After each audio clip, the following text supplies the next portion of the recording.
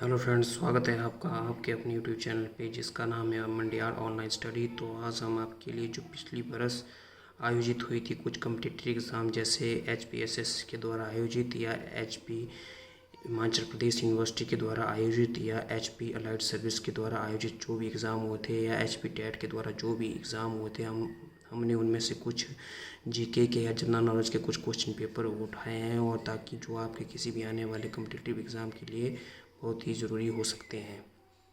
तो दोस्तों चलिए शुरू करते हैं। आज का पहला क्वेश्चन है, बौद्ध अशोक के बौद्ध धर्म में धर्मांतरण के लिए कौन बौद्ध भिक्षु उत्तरदायी था? जब अशोक ने बौद्ध धर्म अपनाया था तो उसको बौद्ध धर्म में जाने के लिए किसने प्रोत्साहित किया था? उस बौद्ध भिक्षु का क्या नाम था? अशोक के बौद्ध धर्म में धर्मांतरण के लिए कौन उत्तरदायी बौद्ध भिक्षु था? तो आपके पास चार ऑप्शन है, वसुमित्र, माँ कश्यप, सवकामी या मोगलीपुत्तीस। तो देखिए, जो इसमें मोगलीपुत्तीस है उन्होंने जो है अशोक को बौद्ध धर्म में धर्मांतरण करने के लिए प्रोत्साहित किया था।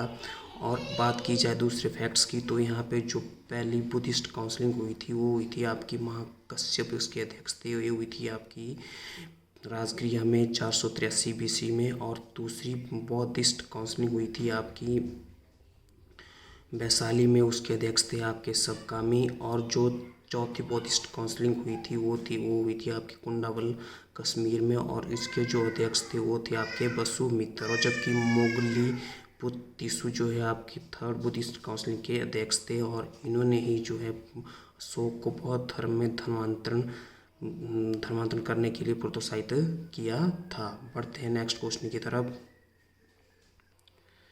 अगला प्रश्न है, सूप सूत्र किस विज्ञान का ग्रंथ है? तो आपके पास चार ऑप्शन है, धातु, कृषि, पाक कला या ज्योतिष्य। तो देखिए, जो सूप सूत्र है वो आपका पाक कला से संबंधित रखता है, मतलब खाना बनाने की जो विधि है या खाना बनाने की जो कला है उससे संबंध रखता है आपका सूप सूत्र किस विज्ञान का ग्रंथ है? तो आपकी खाना बनाने की कला का ग्रंथ है आपका सूप सूत्र, जिसको पाक कला भी कहा जाता है। तो सूप सूत्र किस विज्ञान का ग्रंथ है? ये आपका पाक कला का ग्रंथ है। बढ़ते हैं नेक्स्ट क्वेश्चन की तरफ।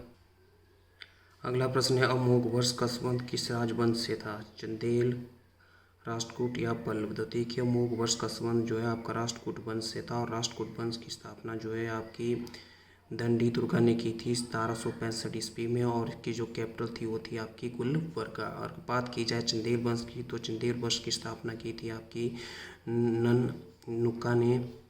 चंदेल वंश की स्थापना की थी नन्नुका ने, और इसकी जो राजधानी थी वो थी आपकी खजुराहो। और बात की जाए पल्लव वंश की, तो पल्लव वंश की स्थापना की थी आपकी पुलसेकन प्रथम ने, और इसकी राजधानी थी आपकी बैतावी। तो अमोघ वर्ष का संबंध किस राजवंश से था?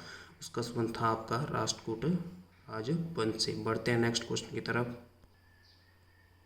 अगला प्रश्न है, मोहम्मद बिन तुगलक की मृत्यु कहाँ पर हुई थी? तो आपके पास चार ऑप्शन है, लाहौर, आगरा, ठट्टा या दौलताबाद। तो मोहम्मद बिन तुगलक की मृत्यु जो 20 मार्च 1851 में ठट्टा में हुई थी, जहाँ पे एक विद्रोह को कुचलने गए थे, और वहाँ पे इनकी मृत्यु हुई थी मोहम्मद बिन तुगलक की। और बात की जाए ठट्टा की लोकेशन, तो यह सिंध पाकिस्तान में स्थित है आजकल, और उनकी मृत्यु हुई थी 20 मार्च 1851 को। मोहम्मद बिन तुगलक की मृत्यु कहाँ पर हुई थी?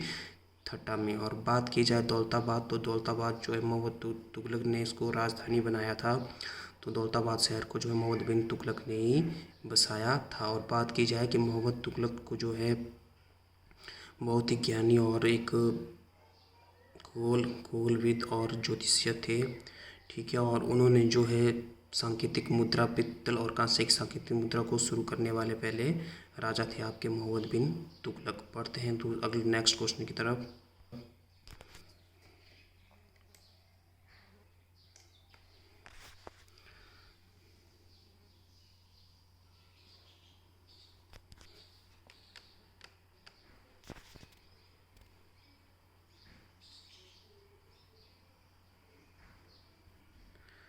कौन से मराठा नेता को नाना साहब के नाम से जाने जाते थे? तो देखिए, हमें आपको बताना है कि कौन से मराठा नेता को जो है नाना साहब के नाम से भी जाना जाता था।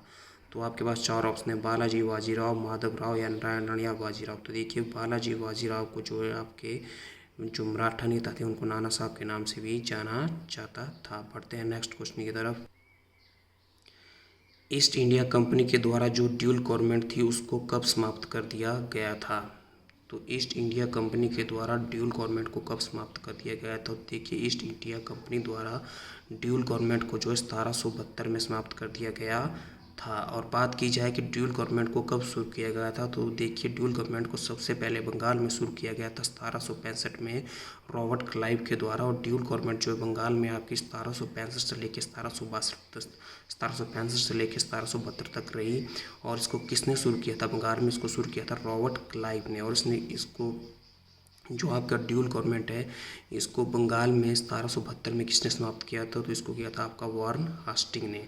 तो देखिए दोस्तों, यहाँ से आपसे 2 क्वेश्चन पूछे जा सकते हैं कि बताइए सबसे पहले जो ड्यूल गवर्नमेंट है वो कहाँ पर लागू की गई थी? तो देखिए, सबसे पहले ड्यूल गवर्नमेंट जो है आपकी बंगाल में लागू की गई थी। और किसने इसको लागू किया था? इसको लागू किया था रॉबर्ट क्लाइव ने। और दूसरा क्वेश्चन पूछा जाता है कि बताइए कि ड्यूल गवर्नमेंट को कब ईस्ट इंडिया कंपनी ने समाप्त किया था? तो देखिए, ड्यूल गवर्नमेंट को ईस्ट इंडिया कंपनी ने 1772 में समाप्त किया था। और किस गवर्नर जनरल ने इसको समाप्त किया था? इसको समाप्त किया था आपका वारन हास्टिंग ने। बढ़ते हैं नेक्स्ट क्वेश्चन की तरफ।